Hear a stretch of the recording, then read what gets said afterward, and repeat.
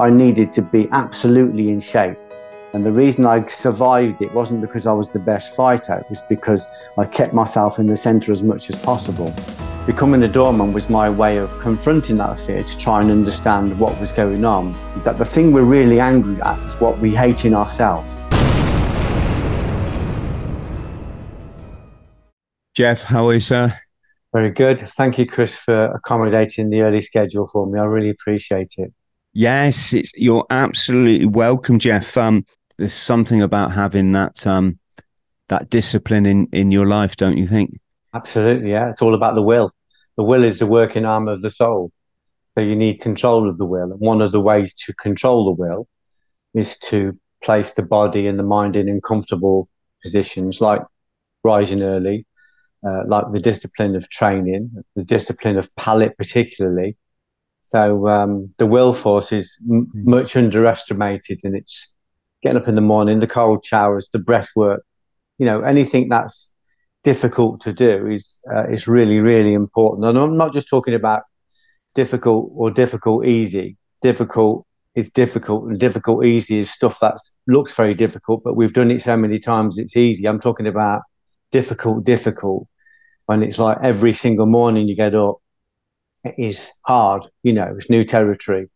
And every time you go out, something in your mind wants to shorten the walk or have a day off or miss. But also when you get up at 4, the air is so still and there's not much chatter. The ego is not interested in getting up at 4 a.m. Believe me, he does not chatter, he does not interfere, he keeps out the way. It's very painful for any negative spirits, any negative entities, like perceptions and that. So the early morning rise is, for me, is vital, but it's also taking my day seriously. You're a soldier, so if you're going to go into a war, you're going to be prepared. You are going to absolutely be prepared for that theatre.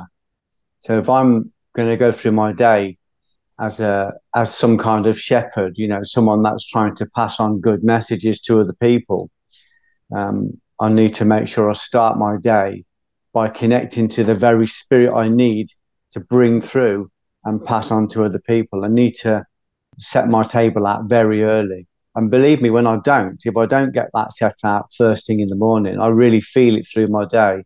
I feel as though my hermetic seal has fractures and energies get through. And those energies are there all the time. They're pressing against the glass. We need them, obviously, just the same as we need gravity in the gym, just the same as we need heavy weights if we're going to have an anti-gravity workout. So we need those energies, but they are they're absolutely deadly if we allow them in. So we've got to have a hermetic seal, and there's no better way to create a hermetic seal than to get up early and to meditate, to do your breath work, to meditate, maybe some qigong or whatever. And then, make sure that your day is in constant prayer. In other words, your day is a continuous version of what we're doing now, having conversations about, exploring our potential. Geoff, I'm going to jump in there because this is going back. Friends at home, I'm just gonna launch into this so I can get off my mind what I want to say, and then I just want to listen to this incredible man and this amazing journey that Geoff has been on, because you're one of the world's hardest men.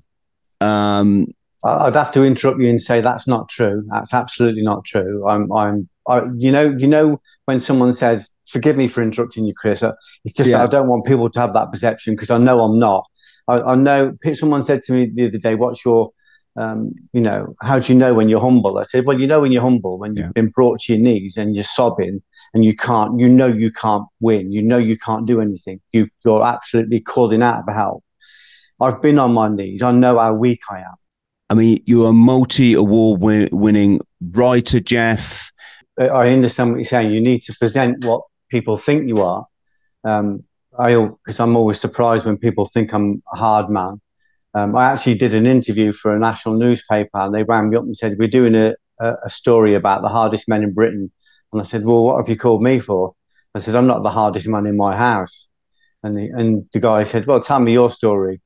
So I told him my story and, about my fear and about overcoming fear and the fact that I was just a small, I was kind of just a normal doorman, amongst titans. I wasn't the top doorman. But I was the one that told the story. And he said, "Oh, that's great. We'll do a story about you." When the story came out, I think it was in the Express. He said, "Is this the hardest man in Britain?"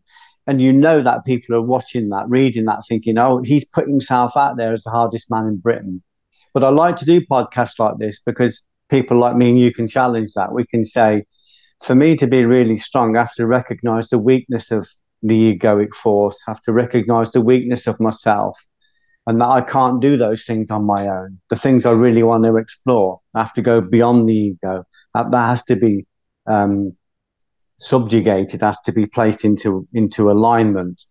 So, but I think it's important that people look at that and see that you've gone through that stuff. I was a doorman, and I was hugely violent, and I was in thousands of violent confrontations. Literally, it was Coventry. You could start a fight in an empty room in Coventry. It was that kind of place. But what the door taught me, Chris, is the same as what you said. When I went on the door, I went on looking for efficacy. I was a second dan martial artist, but I was scared all the time. I was scared of violent confrontation. I was scared of my own biology.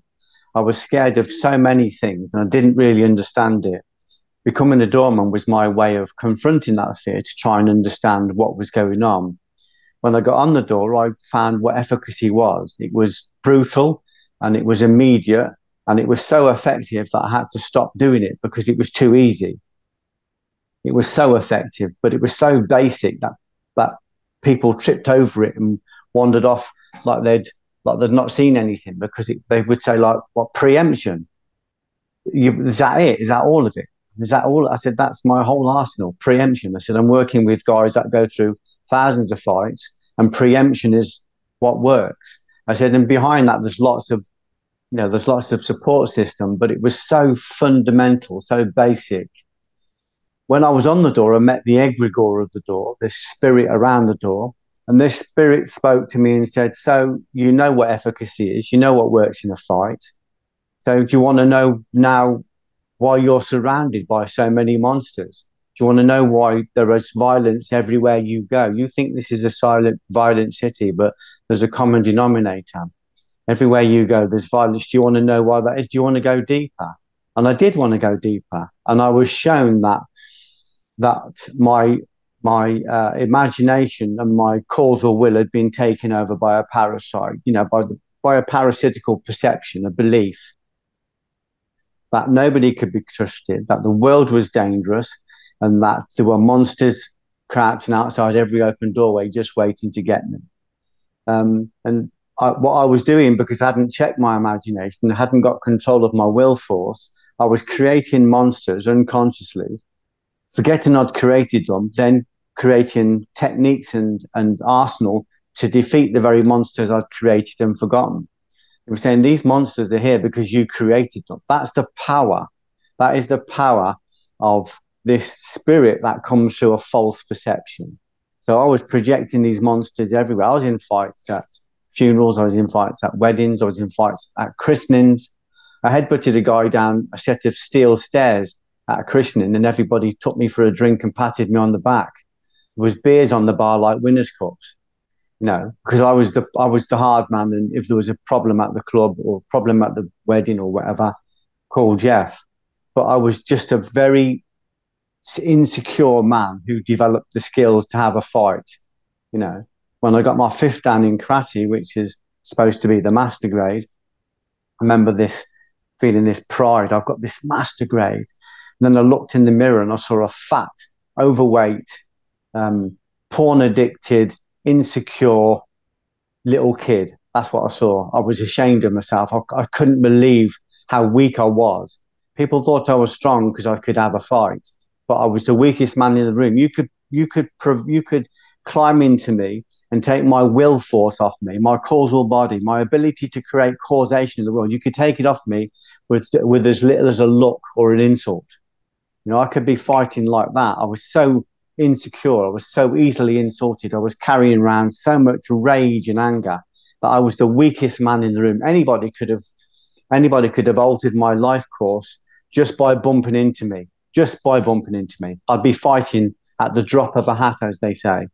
So this egregore showed me that. It said, you think you're strong, but you've got this power to create, but you're just creating monsters. I had weapons in every room of my house. I had weapons in the car.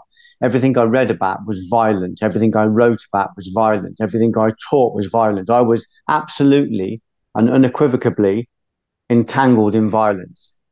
And that's how I created thousands of violent situations. Everything in my life was violent. It was a great lesson, Chris, because it was saying, well, why don't you just do the opposite? Instead of entangling yourself in violence and creating, a hell on earth, why not redirect the energy, align all your perceptions, go to a high level of perception and start creating from a place of love and creativity.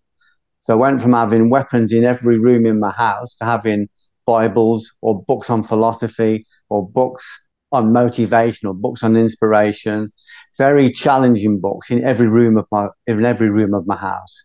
And I literally watched the world I'd created, including infrastructure, with my negative thoughts, nightclubs, bars, raves.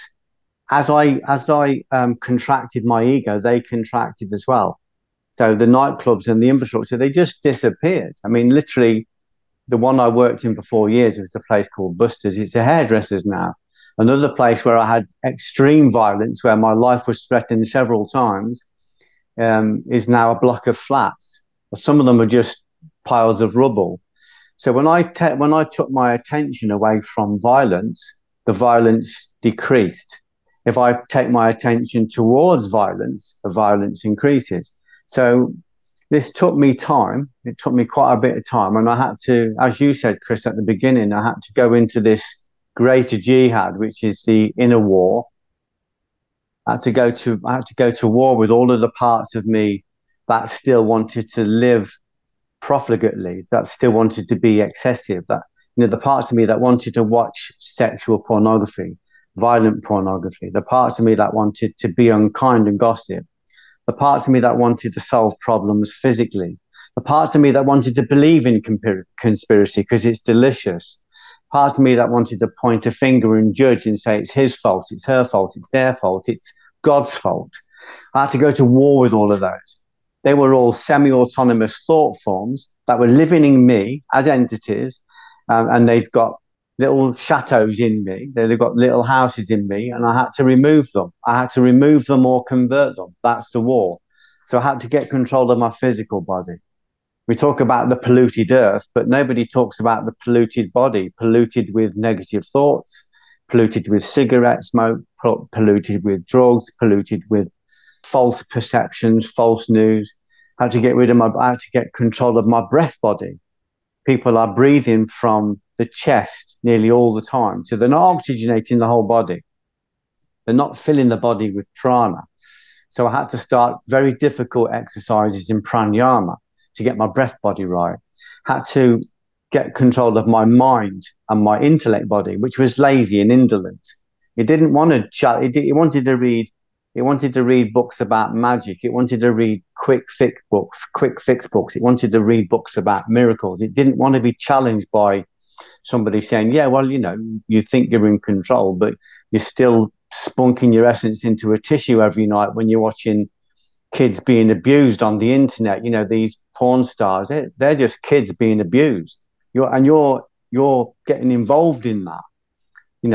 When I say kids, I don't mean children. I mean, we get it. So saying, you still haven't got control of your will for it. You still haven't got control of your causal body.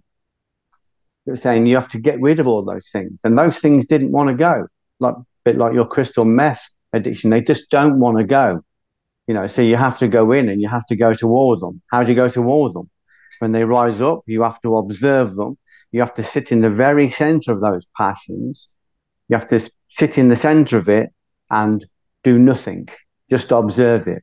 Just observe it without identification. Observe it without engagement. So the war became a war of ultimately of doing nothing. In other words, sitting in the center of the passions, even when they raged against your being, and just observing them until they rose and fell, or until they converted. So this became this whole idea was that I was going to recognize the rules of the world, recognize what was going on, recognize that I'm at the very center of creation. I've got a causal body. I can create anything from, I can order a pizza on the internet, or I can make a child, with my partner, we could make an actual human being. I have the ability to create at a quantum level, like you say. I have the ability to call down all of these adamantine particles and direct them into something amazing, not into something terrible. So I'd seen how to do it in a destructive way. But when I woke up and wanted to start doing it in a creative way, then of course, I had to go to war with all the parts that were quite happy, to sit and be indolent and be lazy, and to just, drink in the pleasures or the sensual stuff. I was going to say, don't try and make a baby and order a pizza at the same time. That never goes down well. I'm still not forgiven, Geoff, for ordering a pizza when my girlfriend was in labor. sorry, I just had to say that. I just couldn't let that one pass. So the job is about creating a unified being, a unitotal being. So if we haven't got control of the will force, we haven't got control of the mind, we haven't got control of the intellect, we haven't got control of the breath body or the physical body. So there's not a unity. So if there's any part that's disconnected, if there's any part we haven't got control of, then we're not really in control. If there's a leak anywhere, there's a leak everywhere. So the idea for me, my biggest war was with sexual pornography. That was something that took me a long time, even just to understand that it wasn't good for me, that I was allowing parasites across the threshold and they were camping in me. And in the end, I wasn't in control of that. It wasn't me that was going on to the internet and watching sexual pornography or violent pornography. There was something else working through me. Friends at home, we live in a world where everyone wants to be Daniel-san, but they don't realize the person we should strive to be is Mr. Miyagi. And that's why Geoff's so humble at the beginning of this podcast. You see these big bruiser bouncers with so bloated on steroids that they can't bring their arms down from this. They're doing this steroids and they've got the huge beer belly as well, some of them. If we knew the truth, friends, if we knew the truth about our military, very damaged people. Am I saying everybody in it? No, of course not everyone. I haven't met everybody, but I've met an awful lot of people. I still am in contact with lots of veterans, and we've all calmed it down now. And we're all walking a far more spiritual path, to the point where we turn around to each other and say, do you know, it's like I'm eating like vegetables and that now.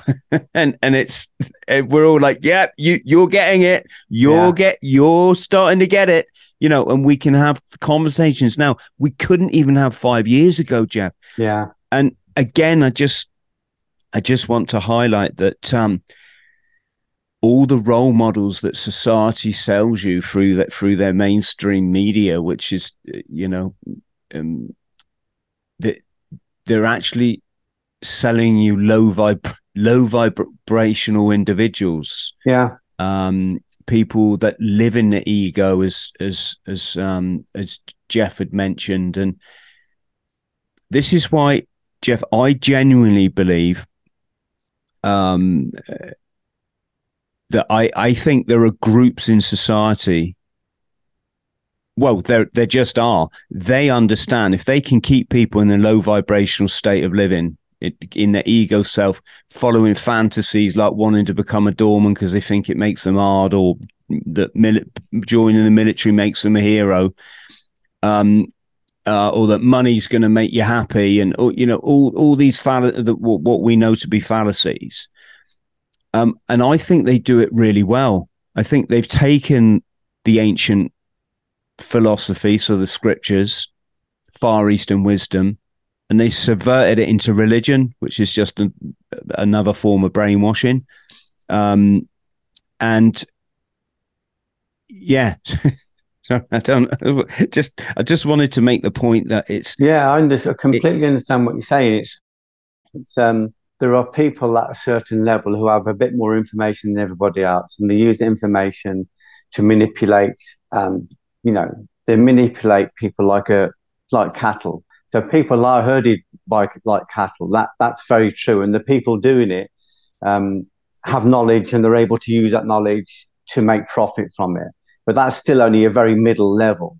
You can go beyond that level. So that's in Judaism they would call that the animal realm. So you've got the vegetable realm, which is the masses, and they just follow whatever the latest flavors are.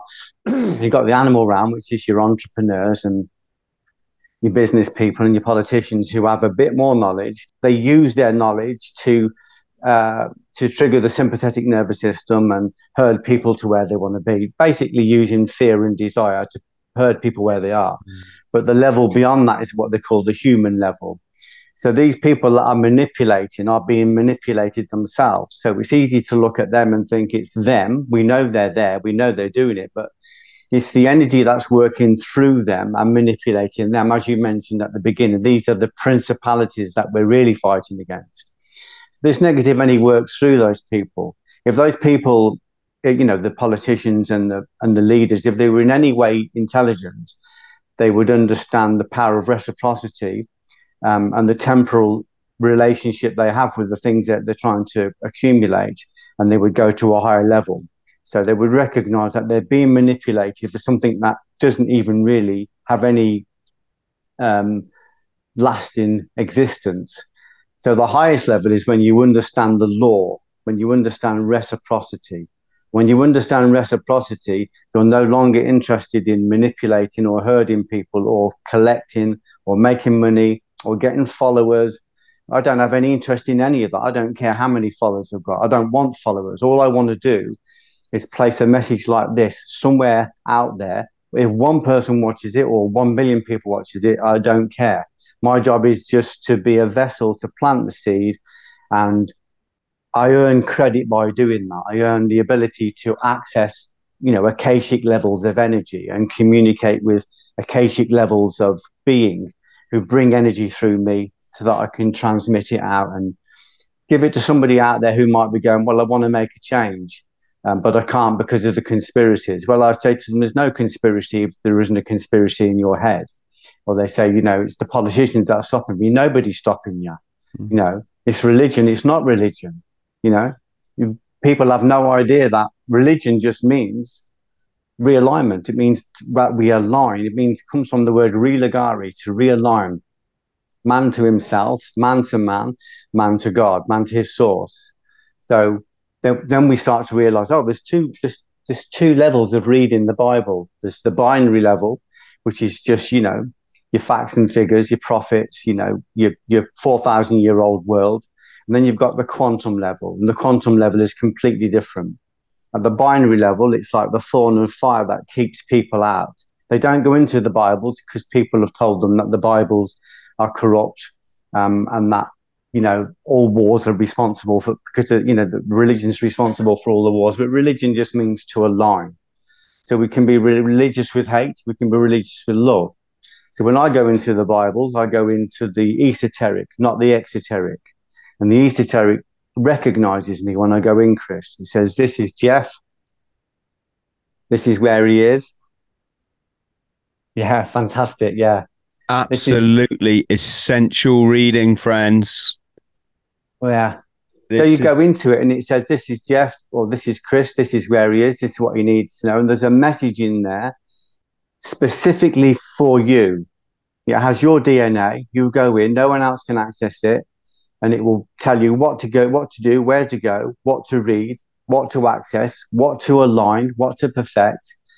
It will give you a message that is just for you, and then you can access that through any of the Bibles. You can access that through a tree. You can access. There's lots of portals to access it. People can access it through this podcast now. through people like us talking about it. But for me, when I go into the Bibles, if I'm, say, reading the Zohar, which is the kind of commentary on the Torah, and the Torah is like the Old Testament, which is supposed to be like the blueprint of the universe. But when you go into that, you don't even really understand what you're reading, but the soul reads it like a barcode. When it goes in, like when I read the Zohar, for instance, I took 70 pages of notes from 24 volumes. It took me 6 months of full-time reading to finish it. And I reduced those 70 notes to one word, and that one word was a concept nucleus, like an acorn. An acorn is like one seed that has the potential to grow into a 500-year-old, 200-foot oak tree. And that oak tree has the potential to grow another million acorns, which each have the potential to grow another million of themselves. So it's ad infinitum. So when I get a concept nucleus that comes from that study of esoteric religion gives me something that I can unfold like a seed and expand to an infinite amount of knowledge. Before I can do anything with that and use it, I first have to get the fundamentals right. I have to understand the world I'm working in. If we don't understand causation, if we don't understand that we are an instrument of causation, if we don't understand that, we can't even begin to work, because we're constantly moving one step forward, two steps back. We want to change the world, but we can't change our socks. We want to manifest things in the world, but we can't change our own waist measurement. We want to bring love to the world, but we can't be kind to our wife or our husband, or if we're in the car, somebody steals our autonomy just by holding the middle lane, or somebody steals our entire autonomy just by throwing a bit of litter on the floor, or somebody appears on the television and steals our autonomy. We throw a slipper at the television because they say something that we don't agree with. So we need to recognize causation. We need to recognize that we are a vessel for causation. We have the causal body, and the causal body, as you said, Chris, has the ability to create and manipulate and change reality. Literally, that's definite. But if we haven't got control of that causal body, who has? If we don't control it, somebody else is going to climb in very happily. The greedy advertisers, the greedy bankers, the corrupt politicians, corrupt religious leaders, whatever they are, whoever they are, they're going to climb in and they're going to take over your causal body and run it for you. They're going to give you lots of fear, more fear. Then they're going to go, we can fix it for you. Just give us your causal body. Just give us your will. And then that's what happens. So what we've got to do is recognize that's going on, not take it personal. It's not personal. Just understand the laws, understand causation. What you think, what you say, what you do creates cause in the world. I would tell you that you literally release spirit into the world. Whether it's a dark spirit or a light spirit depends on what kind of perception it comes through. If your perception is that the world is a shitstorm, it will come through that perception and you'll add to that fatberg. Once you align the body and you start to monitor what you think, what you say, and what you do, and you work everything in accord with wisdom and love, you can become a vessel for this higher life. Once you're unified with the self, you can unify with the source. And then that source will work through you and out into the world. It's not going to give you great stuff if you still haven't got control of it. If you're a leaky vessel, if you aren't hermetically sealed, if you've got 20 holes in your bucket, no deity or no force in the world is going to fill it with essence, because it's just going to leak out. But the moment you seal your body and get control of your body and master your body, not just your body, but your mind, your intellect, going beyond these prejudices and these dogmas and these conspiracies, going beyond all that, going beyond denotation, going back to the raw prima materia, the raw energy. When we're able to control our body and be able to do that, not be hijacked by every latest flavor or every bare ankle, once we're able to do that, then we can start working with this higher level of energy, this higher level of perception. So we're not working within the Earth stratosphere anymore. We've broken through that stratosphere of perception and we're working with a whole new perception. And then we can start to work beyond causation. We're no longer concerned with causation. We just become a vessel for light. And wherever we're placed, we spread that light. And if somebody receives it, if somebody's listening to this now and they feel inspired, it means the spirit has landed. It means that what we're saying has landed. If someone's reading this and is angry, the spirit has landed. It's gone inside and it's ruffled a few feathers. Either way, it's good. Either way, it's good. This is saying that the responsibility is with you. I don't care. I don't care what other people are doing. I don't care what they're doing. What fruits am I bringing? I'm paraphrasing Rumi, but what fruits am I bringing? What am I contributing? These energies out there are very happy for you to be angry and outraged and wanting to go to war with everything. They're very happy because that just feeds the parasite that's been planted inside you. Your job is to go inside and clean and clean and clean. Get rid of the parasites. Get rid of the conspiracies. Get rid of all of that stuff. Be a vessel for light or knowledge or information or higher perception. Geoff, but to do that, like you said, you've got to have control of your own vehicle. At what point in your life do you reach unconditional love, friends? Because once you realize that is a big milestone in your development as, this vassal. My question, Geoff, is what should people be doing when they see these massive injustices? When they see what I call a big club creaming off everyone and treating people like idiots. If you're at the cinema and you're watching a horror film and you don't like it, you can't change it at the level of the screen, Chris.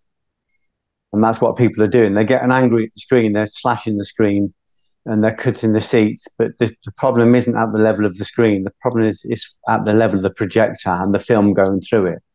So if the world is a horror film, then it's not out there that we need to change. It's in us.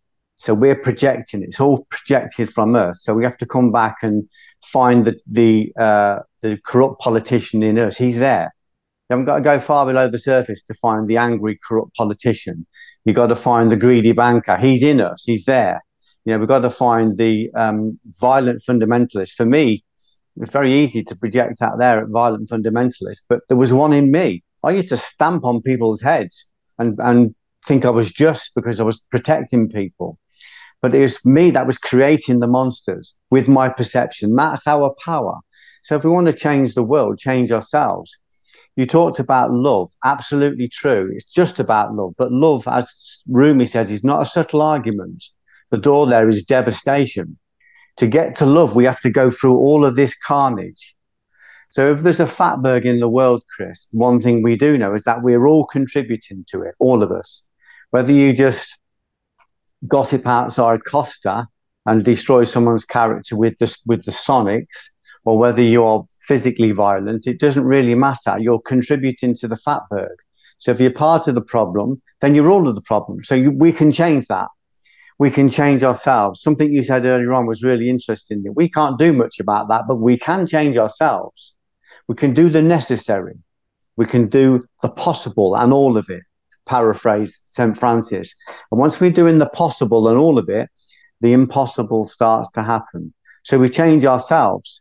If we look below the surface, we will see that corrupt politician. We'll see that greedy banker. We'll see that violent fundamentalist. So we need to look at that, and that's an energy stored as a belief or a perception or a precept or a cognition that can be changed. But it's semi-autonomous, it's sentient, it's living in you like a parasite. When you get angry at the world, that parasite gets fat. It's very happy to trigger you and get you hungry. So the world isn't triggering you. You're being triggered from the inside. And every time you trigger, that parasite gets fat. So our job is to lighten our parasite load. They did a study on animals in the wild, and they said that animals with the highest parasite load were the most violent, and they won most conflicts against animals with a lower parasite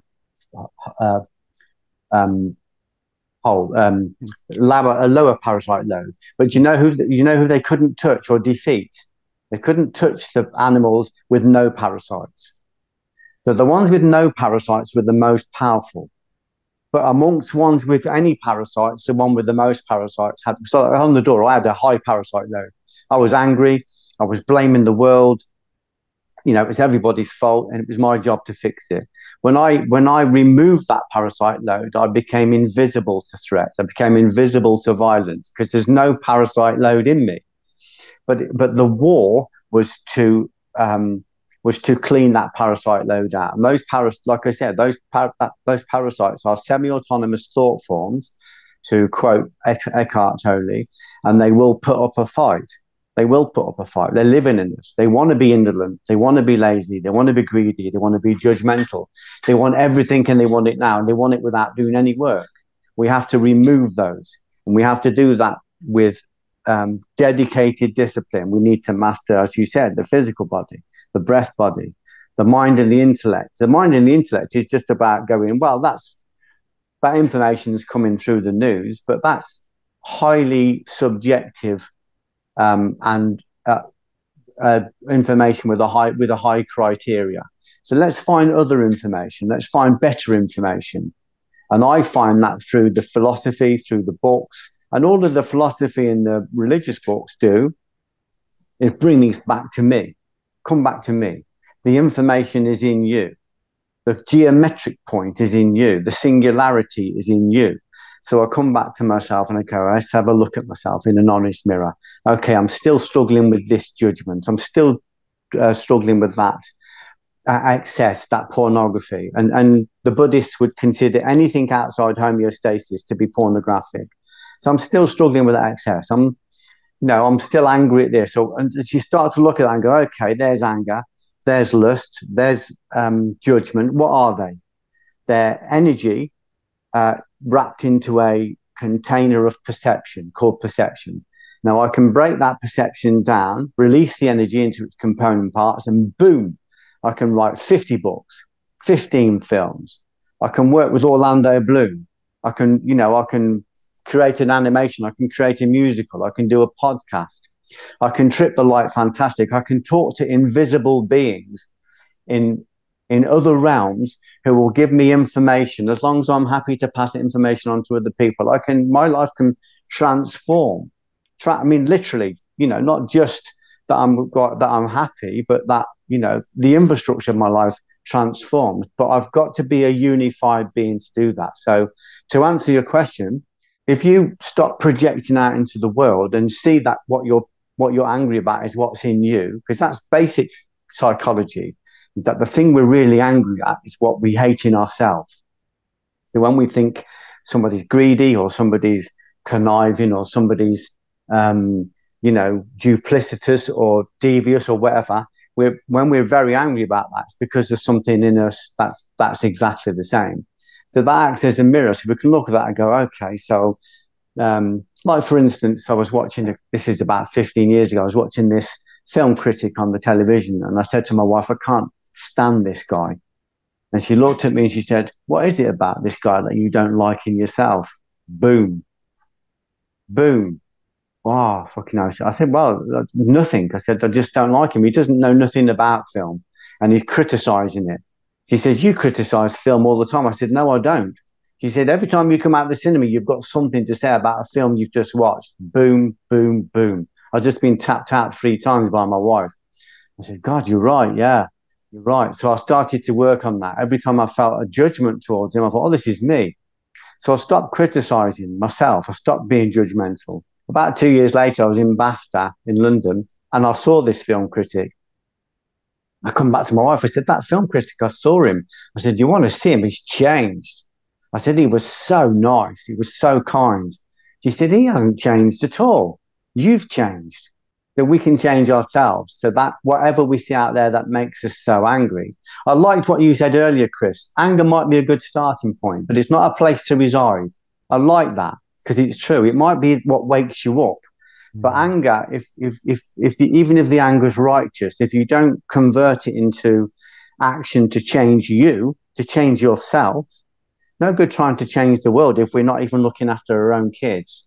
No good trying to change the world if we can't even be kind to our own parents.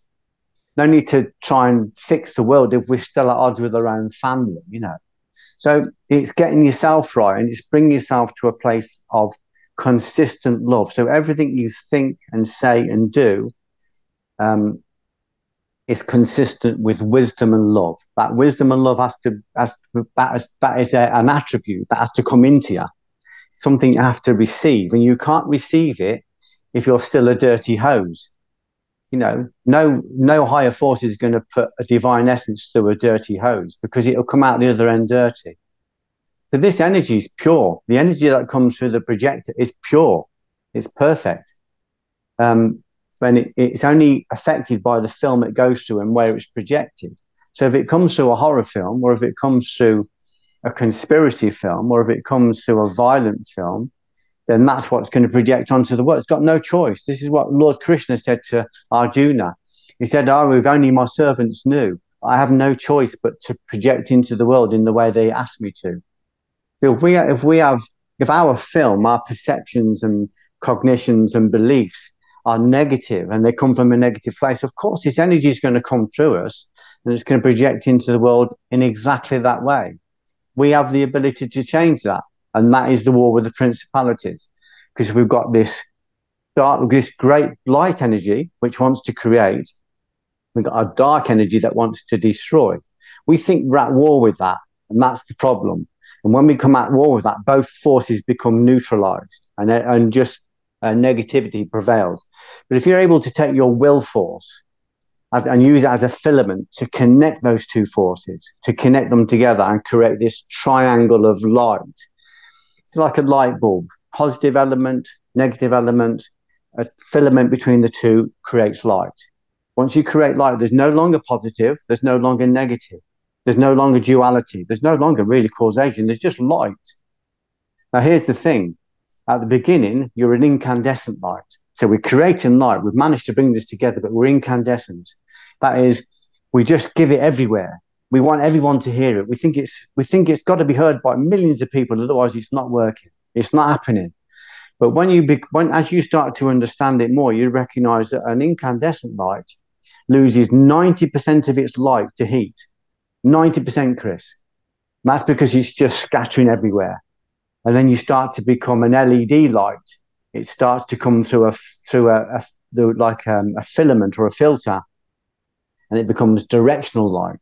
So I go, I don't need this to go to tens of thousands, hundreds of millions of people. I just need it to go in the direction it needs to go. And it knows where it wants to go. There might be just one kid that watches this. Just might be one kid that's waking up at 4 a.m, who feels like life can't continue. That one kid might be where our directional light leads to land today. So my light is like a laser. It's like, boom, there, it's like that. It's hench. It comes through, bang, bang, bang. It's not like scattering everywhere. So it becomes more directional, and it's no longer about needs to be heard by lots of people. That's incandescent. I've lost 90% of my light. An LED light retains 90% of its light because it goes through a small chip, and that small chip makes it directional. And that's what we do. So as we start to get more and more contained, we listen to the spirit, and the spirit says, don't throw seeds everywhere. You know, you're scattering them all over the place. You're scattering them on pavement and concrete, and it's wasted. Just place it where I tell you to place it. Today, place it with Chris. Today, place it with John. Today, place it with Susan. You're going to walk past a person in an hour's time who's going to ask you for £1. Don't judge him. Either say a prayer for him or give him £1, or be neutral, but don't judge him. Just place it there. You don't know what that's going to do. You don't know whether that's going to land with one person. That one person might be the next Gandhi, might be the next Mandela. We don't know. But all we know is that if we listen to the spirit will go, we know exactly where this needs to go. So it goes from being incandescent, which is how I was at the beginning, giving it to everybody, whether they wanted it or not, to directional. I just place it where I'm asked to place it. I just follow the command of the commander. So I would say, it's a long way of saying, change yourself. Start with yourself.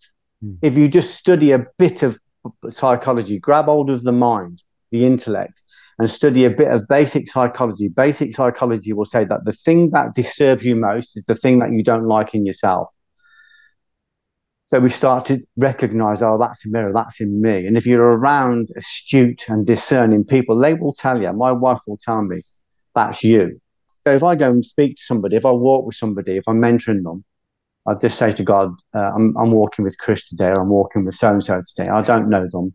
I don't know what they need. I've no idea what I'm doing, really. I don't know where I'm going, but I know that you do. Please let me, I'm not asking to serve Chris. Please let me serve you. I just want to please you.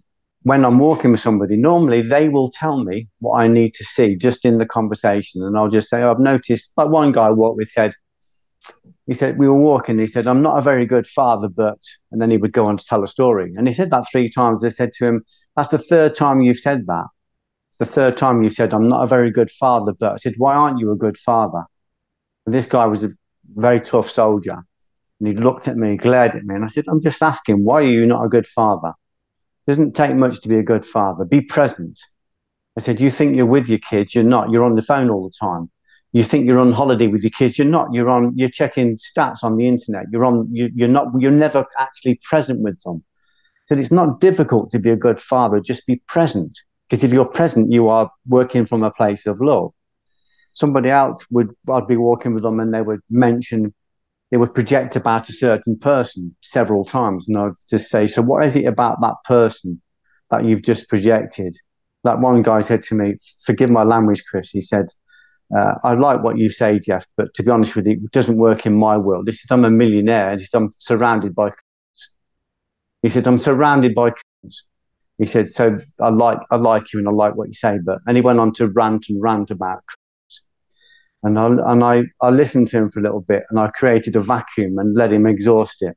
And I said to him, that's a very interesting perception.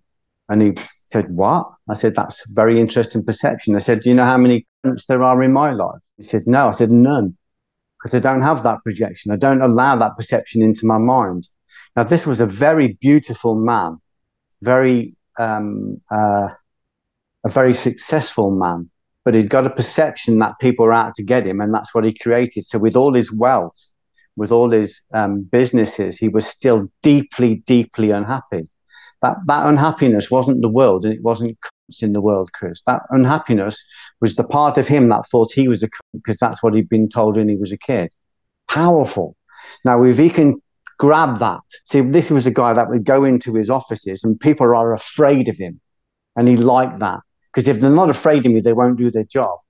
I said, if I go into a room and people are afraid of me, I am disturbed because I know I've done something wrong.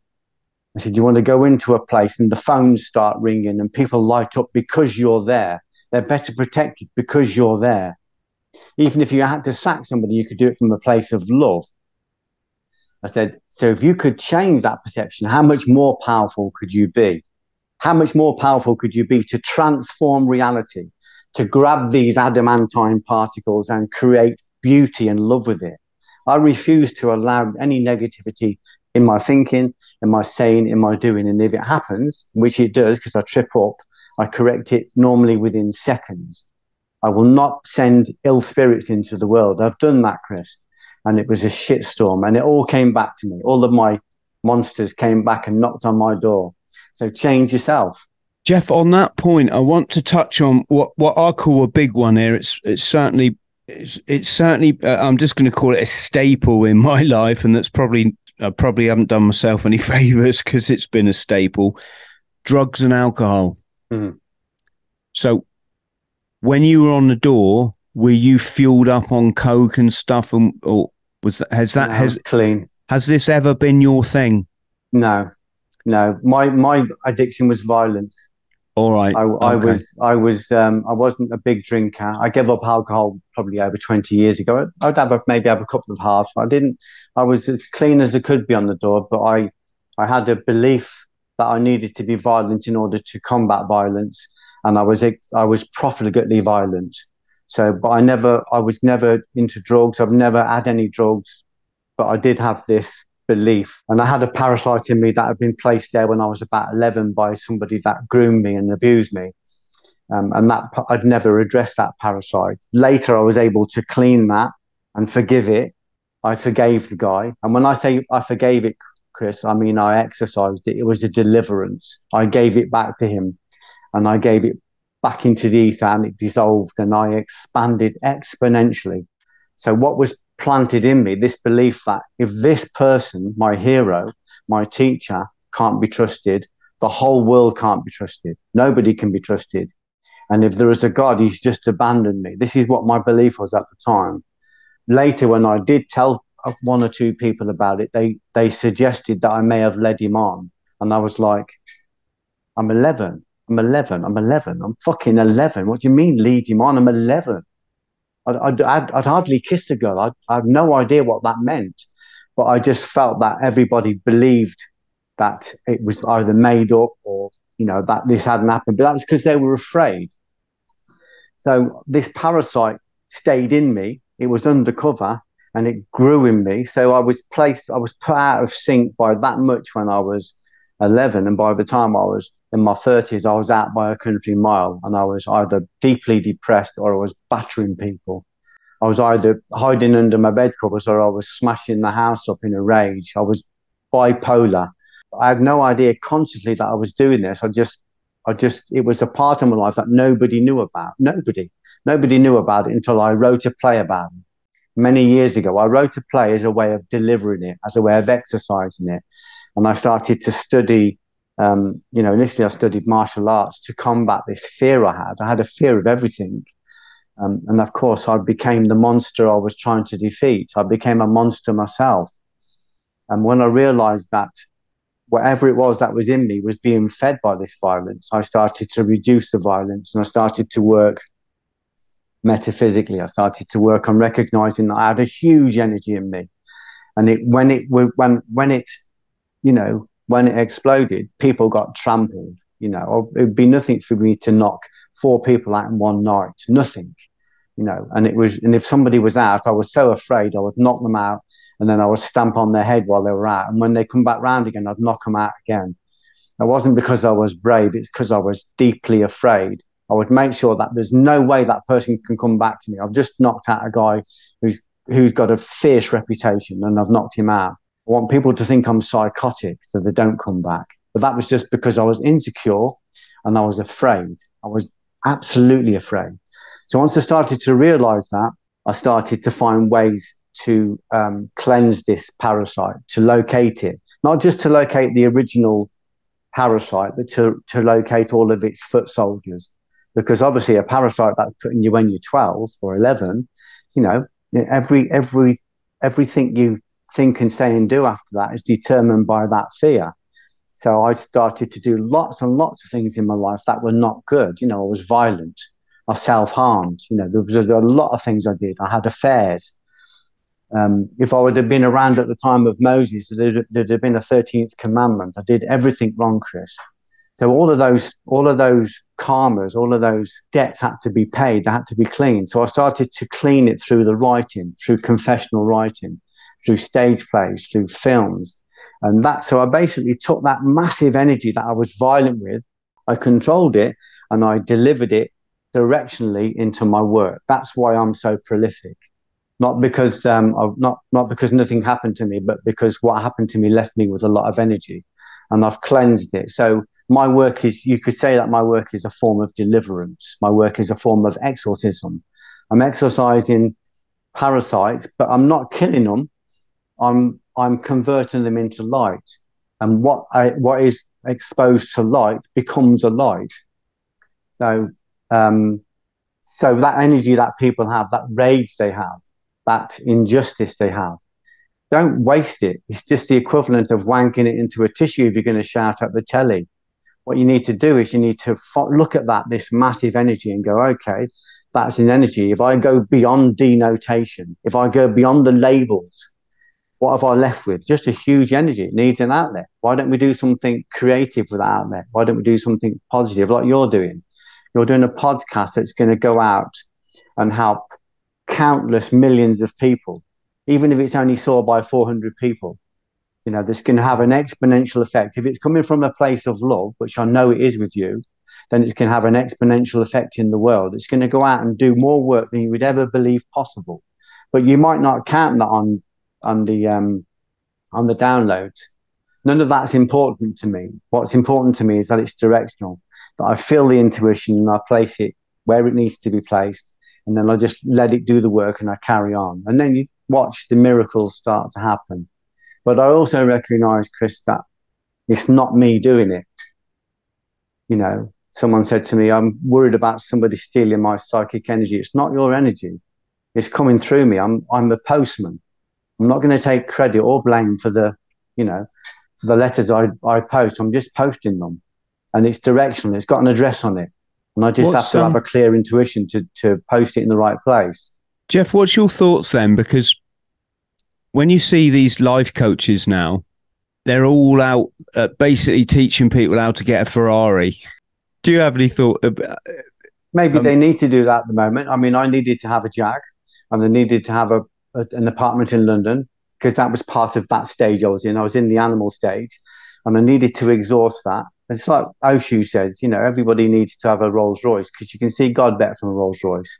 Because basically when you sit in a Rolls Royce, you go, well, yeah, this ain't it. This isn't it. There's only so many times you can have sex before you go, well, that ain't it.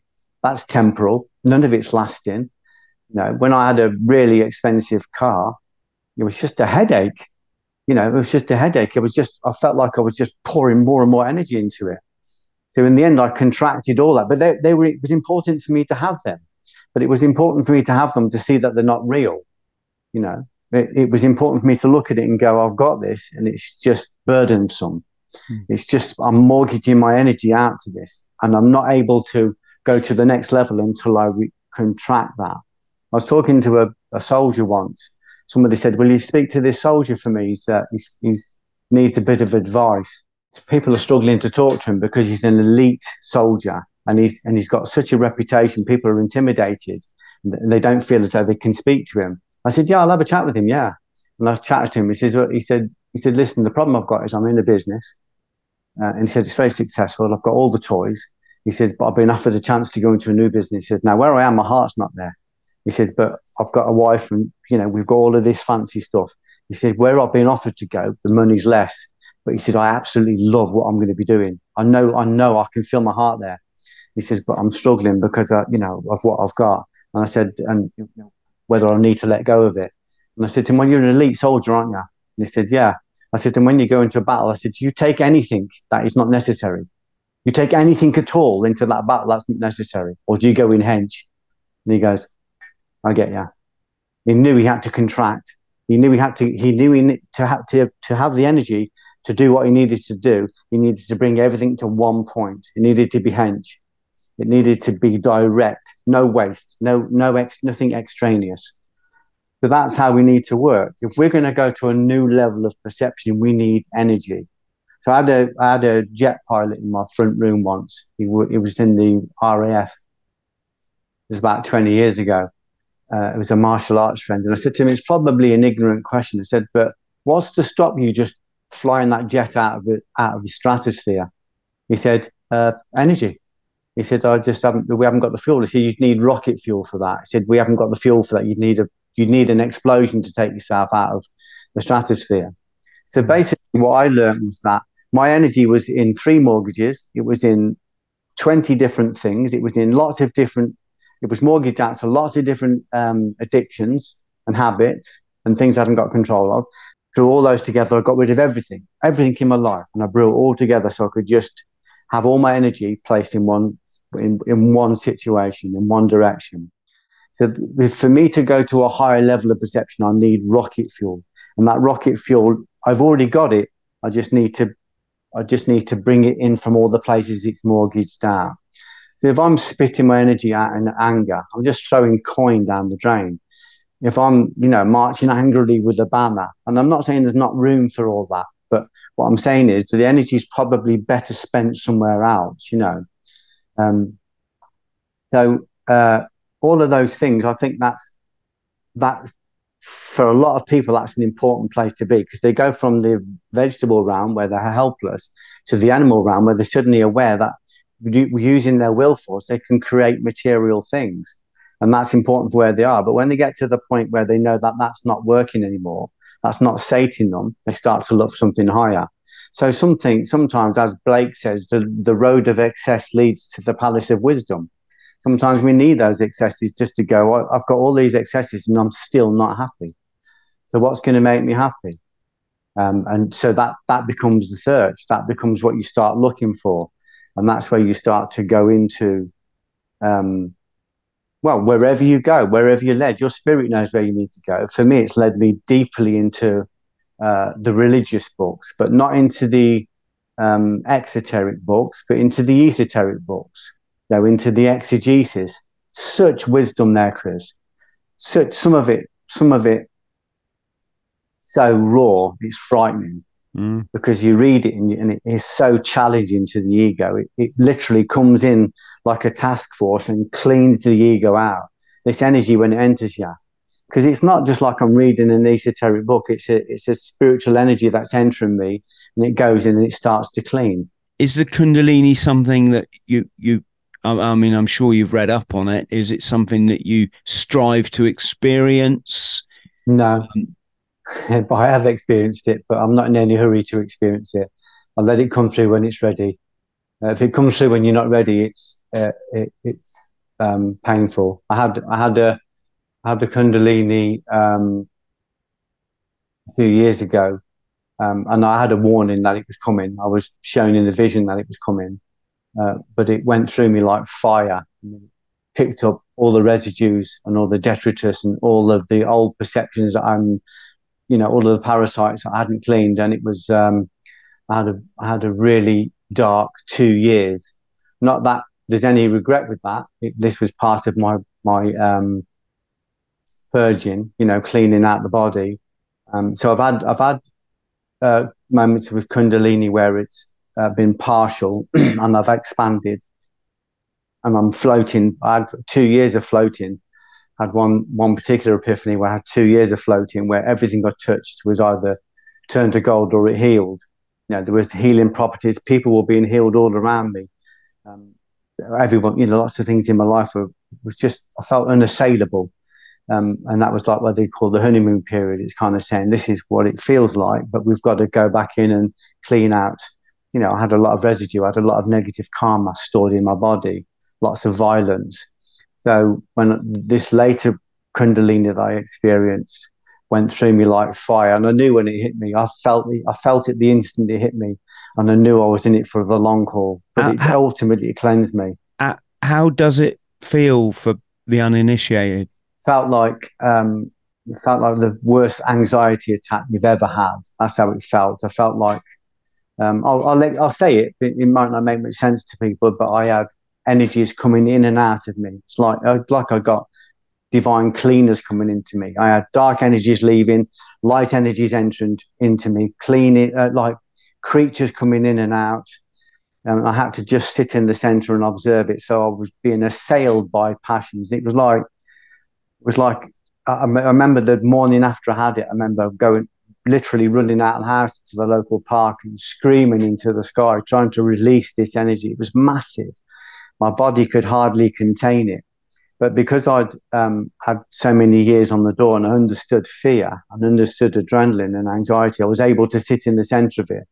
But it took me nearly 2 years before that was cleansed. And then when it was cleansed, I was directed towards specific materials and specific training, particularly pranayama and particularly the Zohar at this time. And then I was refilled again.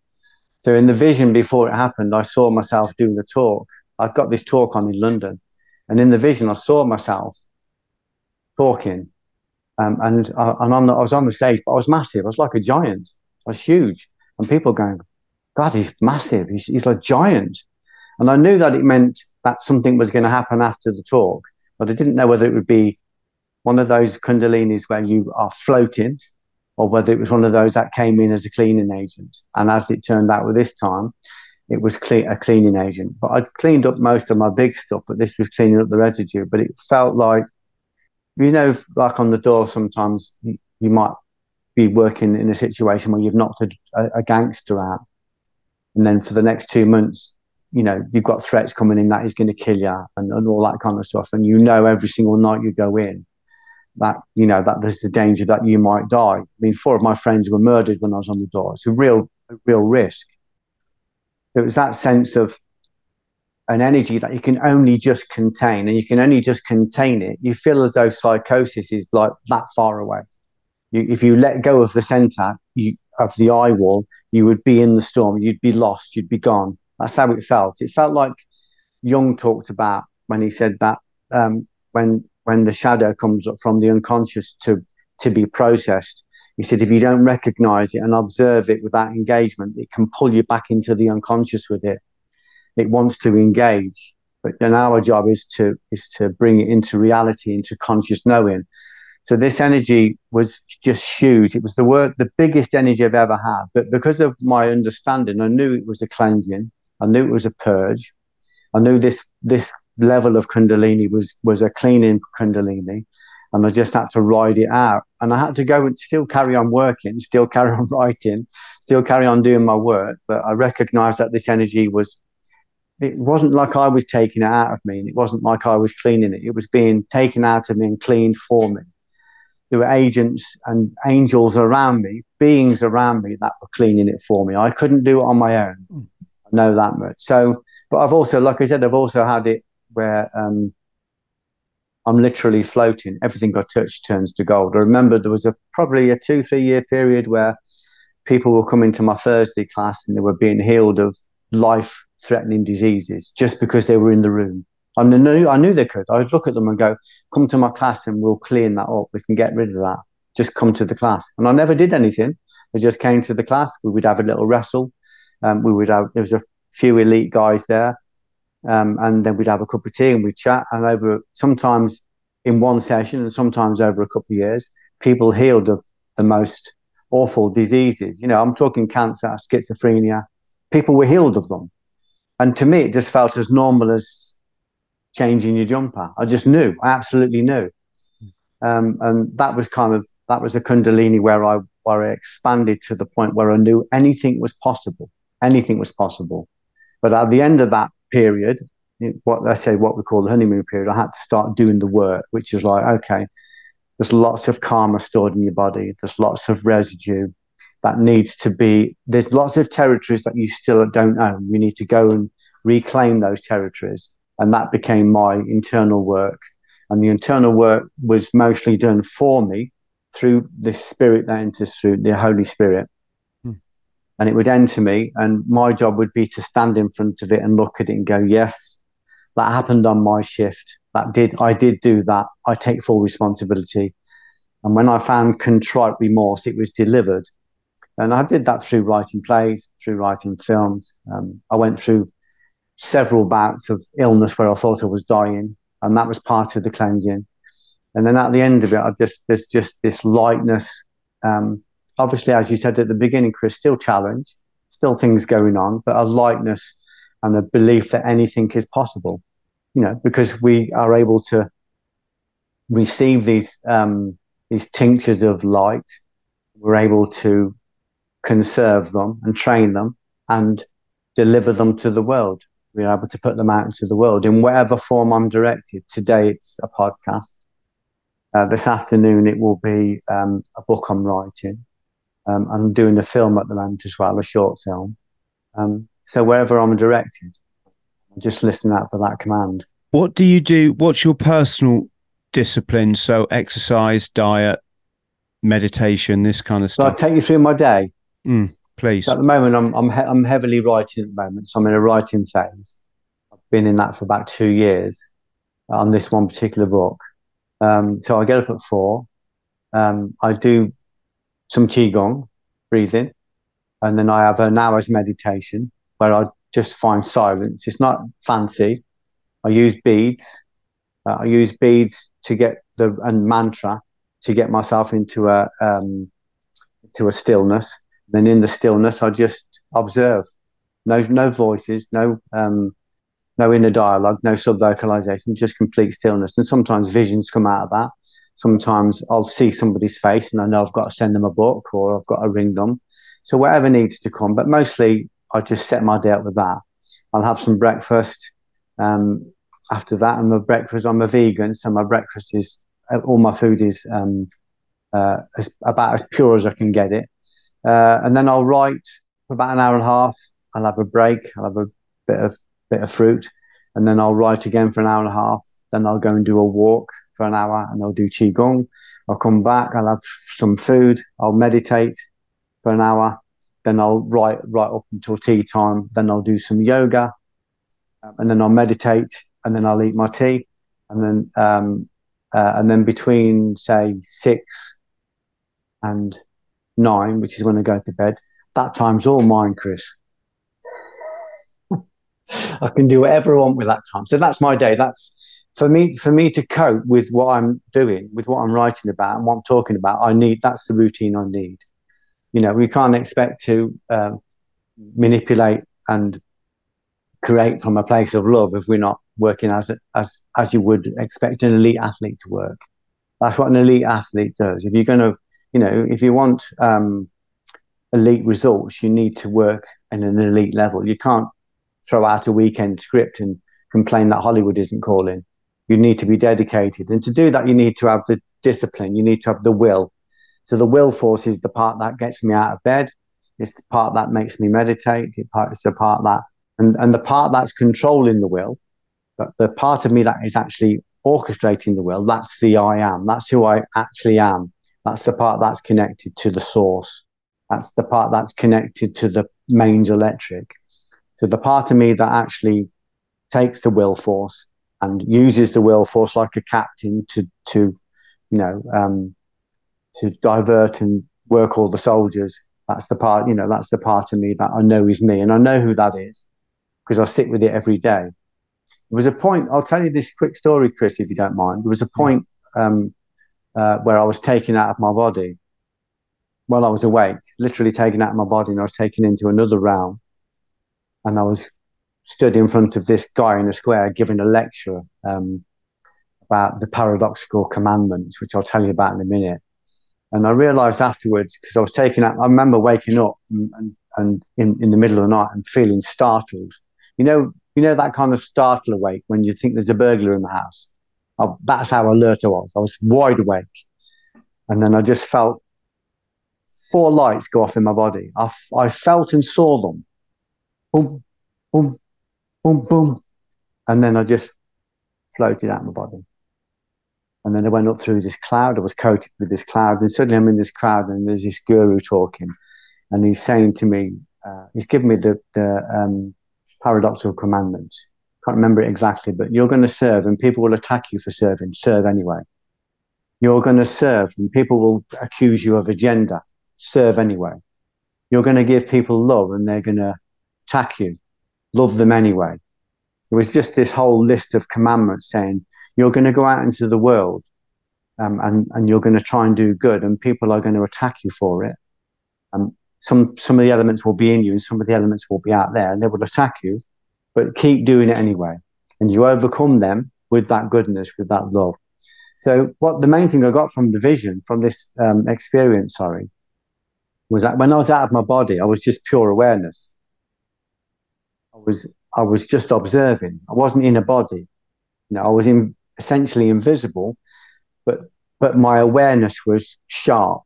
And the awareness part of me is the part I connect to in meditation. And you feel this bit here, Chris. Just feel this here. Listen. So when I'm talking and then I stop, that's the awareness part of me that I feel. So what it was saying to me, this is who you are. This is who you are. So if you ever fall out of alignment and you get caught in an emotion, remember who you are. This is who you are. Which of these personalities that is jumping into me is me? The part of you, this part of you that you're witnessing now, that is observing this talk, is who you are. So I'm able to locate exactly who I am, even though I can't articulate it. I can feel in me now, especially in the silences, because that's who I am. So I'm able to come back to that. So if I ever get a little bit like out of sync, I'll come back to the geometric point, which is that silent witness, that silent observer. That's who I am. Yeah. So is that the same with me? Because if you ask me who I am, I'll tell you exactly. First off, my thoughts immediately go in that direction because that's where the window is. So to me, the universe is outside that window, but it's not. It's obviously, infinite in every direction. And it's in you, yeah. And that's what I feel. I'm the universe. Yeah. I feel I'm everything. Yeah, you are. And in that, it's almost like it's like that white noise you used to get when the TV, in the old days when the TV station went off at night and it's just going shh. Yeah. I feel like that. I'm everywhere, and I am that person that's having an argument with that, and I am that guy crossing the road, and I am that guy doing good, but I'm also that guy, and I'm looking at it, and I'm thinking, well, look, I can't get upset about that because I'm the universe, and if I'm going to get upset about that, I'm just going to be upset. I'm going to be upset all the time because everyone's screwing everything up around here, Yeah. and I then go into acceptance. Yeah. And that's when when I meditate, so I'm just shutting off the noise. I'm connecting to everything that's ever been. Yeah. From eternity to eternity, or from the times of, the dawn of time, in every direction. I like to imagine, like, if you go into if you went to the fairground and went into a hall of mirrors, you go in and you go into the hall of mirrors and you see all these grotesque reflections of yourself, don't you? And we laugh about it. But imagine if you went into there, you walk through there, your true face doesn't change, does it? But just the reflections on all of those distorted mirrors change. But if you went in there, for instance, and you forgot for a moment that you were in a hall of mirrors, and you started to believe all of those reflections, you would feel all the anguish and the pain and the distortion of those images because you've forgotten that they are just reflections. So I feel life is like that, exactly as you said. Often we associate or we identify with something that's going on, we engage it, it incarnates us, and then suddenly we are it. We forget that we're in a hall of mirrors. We forget, our original face doesn't change. It's indivisible, it does not change. So often when we're going through life, we forget that we're in a hall of mirrors, and we start to connect with things and associate with it, and suddenly it's real and it feels real, and we manifest from that place. So we get all the evidence that it's real. That's what quantum does. Quantum, takes your perception, takes your observing eye, and gives you the very evidence that you've altered an experiment by your expectation, and it gives you all the evidence that what you've witnessed is true, because you've created all of it. You've created the thing and the evidence. You've created the history of it. There's a lovely thing by Cat Stevens when he became Muslim. He said, I used to walk through this park in London. He said, and it was just an ordinary park, nothing really in there. He said, and then I converted to Islam. He said, I went into the deep esoteric. He said, the next time I'm walking in the same park, there's a mosque there. He said, there was never a mosque there, but now there's a mosque there. There's a place for me to pray, like a room of requirement, as Harry Potter might say.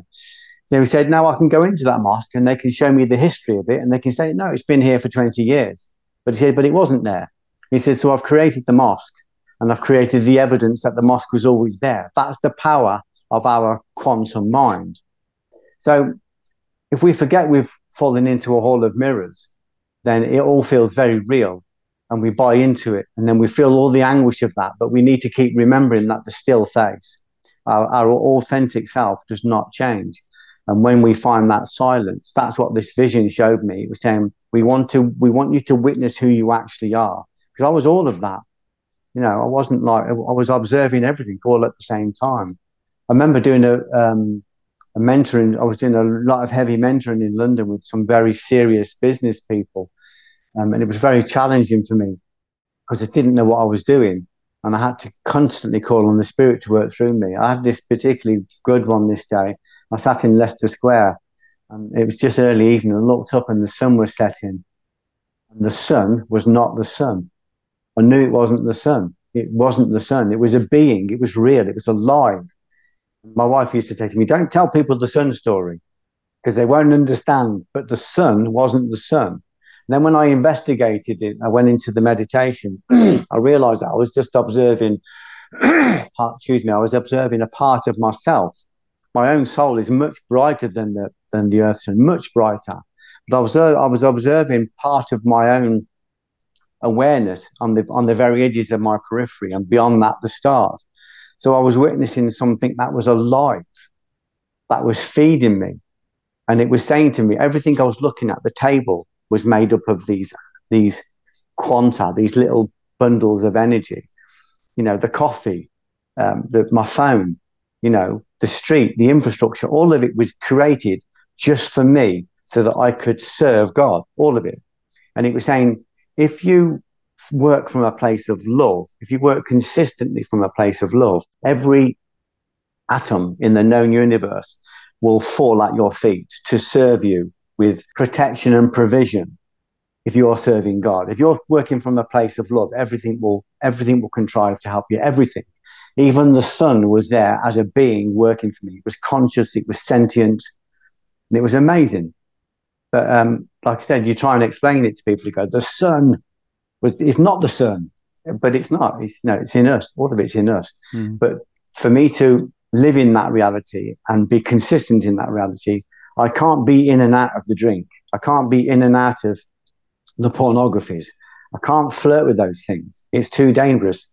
If you look at a light bulb, the reason it's able to glow consistently is because it's in a hermetically sealed glass. If there's a tiny fracture in that glass, the oxygen will rush in and the filament will explode. That's what will happen. That oxygen isn't running around going, let's look for a fracture. It's literally pressing against the glass all the time. So we're the same. If we allow our hermetically sealed bulb to crack, this energy will rush in and we'll lose that presence. We'll fall into the chaos, as you said earlier on. We'll fall into the psychosis of the world. And suddenly everything is real and we'll be tilting lances at every windmill. And it will feel very real to us and we'll find the evidence that it's very real, but we're the ones creating it all the time. So that's why it's important not to be in and out of our habitus. You know, we can't be in and out. I'll have a drink at the weekend, or you know, these energies, the moment there's a fracture, they're just boom, they're in. And then a life, especially of somebody like yourself as a shepherd, somebody that's trying to lead people to truth, you know, you're going to be a target for that energy. You need that energy as well. That energy is what keeps you strong. You know, your enemies are what keep you tight. They what keep you hermetically sealed. You can't afford to fall out of alignment. So I don't allow myself to fall into any of those habits. I just don't go there. I start my day with prayer and meditation, breath, and then that sets up the rest of the day. Is just on that note before I forget, is Don Quixote, is that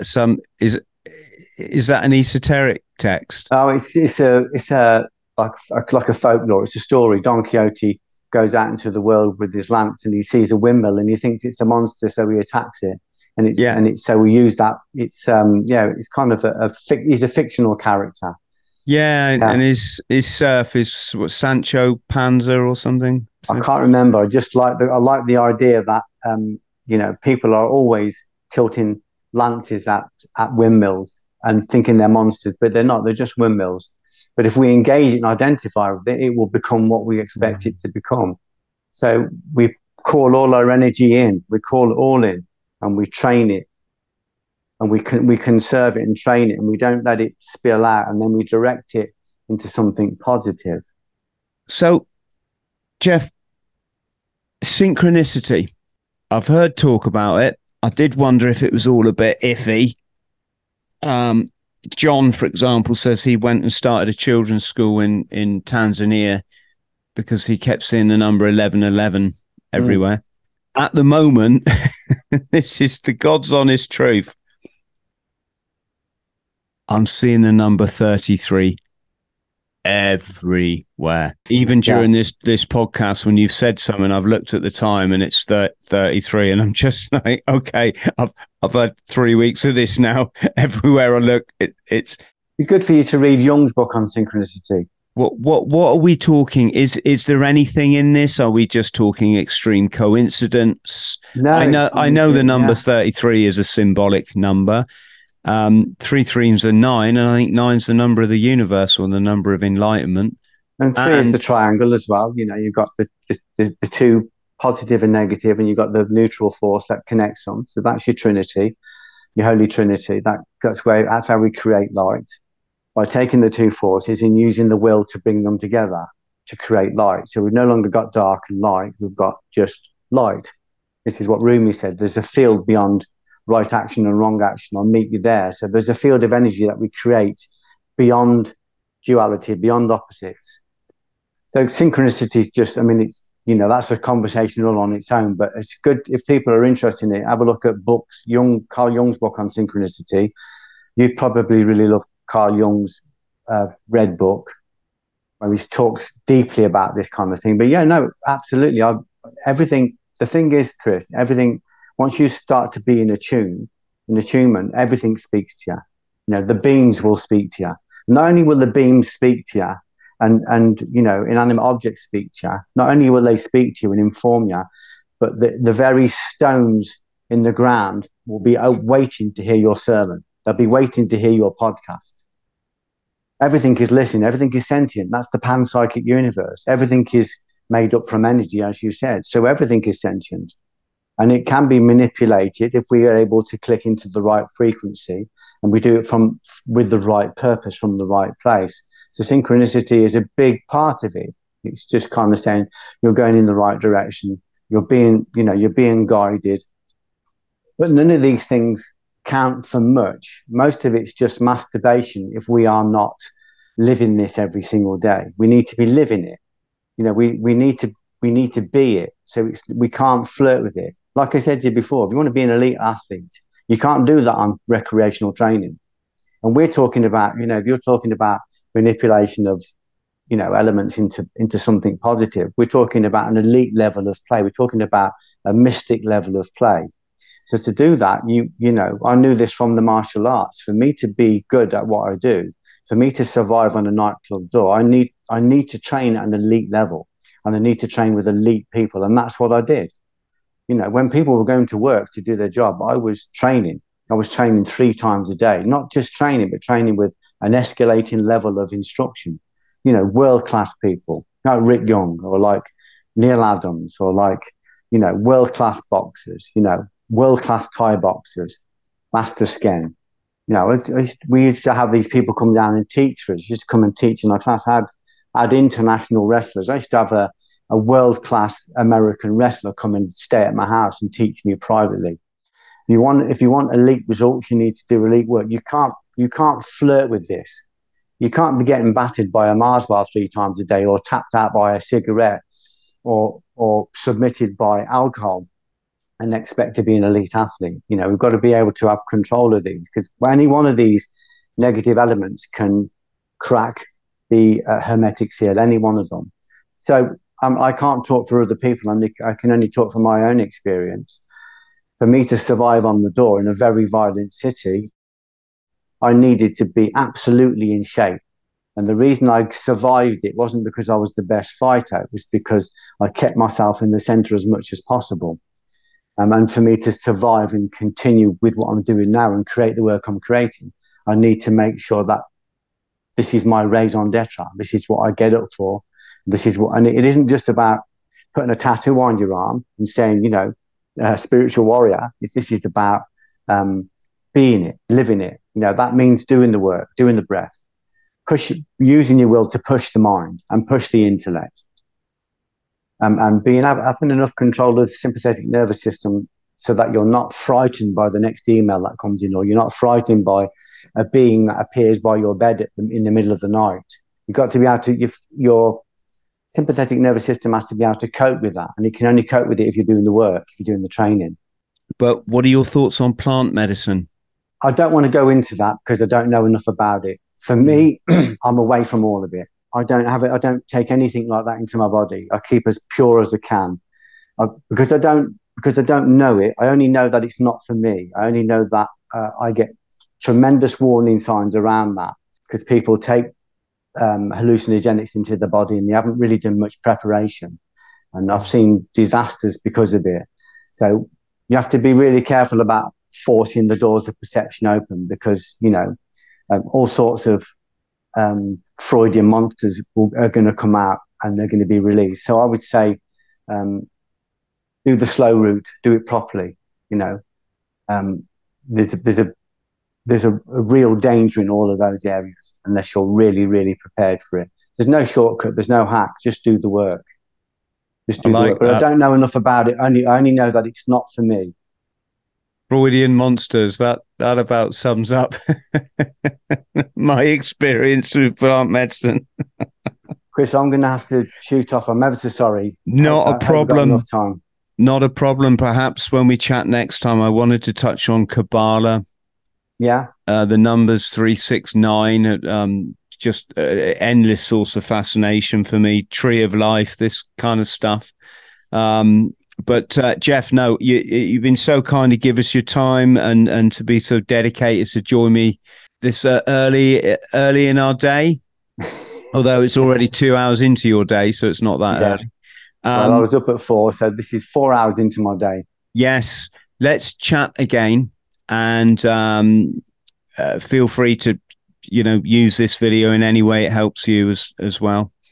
And if you let Gabriella have the links, you'll put on our social media. If you wouldn't mind, Chris, thank you. Yes, absolutely.